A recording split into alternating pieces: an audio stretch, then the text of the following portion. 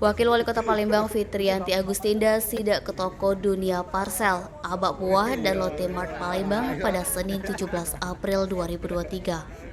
Fitriyanti Agustinda menjelaskan dari hasil sidak ditemukan parsel yang telah mendekati kadaluarsa atau expired. Karena itu, Fitriyanti mengimbau masyarakat Palembang yang ingin membeli parsel agar hati-hati dan melihat tanggal expirednya. Untuk memastikan keamanan produk dalam kemasan parsel, Fitriyanti Agustinda juga menghimbau pengusaha parsel agar memastikan tanggal expired pada produk yang dijual.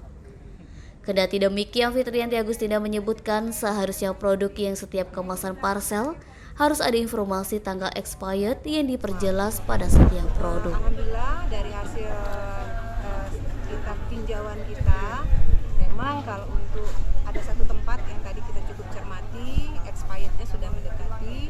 Oleh karena itu saya mengimbau kepada pemilik parcel untuk lebih hati-hati dalam mengemas produk yang untuk dijadikan parcel, karena kita berharap informasinya lebih jelas untuk kepada masyarakat. Karena tadi tidak ada tertera masa expirednya. Nah, kami berharap nanti di luar kemasan parcel itu ada masa-masa expirednya, sehingga masyarakat bisa melihat, bisa berpikir sendiri apakah ini mau dibeli atau tidak. Karena kalau seandainya kita sudah sepakat dengan BPOM, Nabah, Sumek.co kalau melaporkan. expirednya sudah 6 bulan, maka kita berharap tidak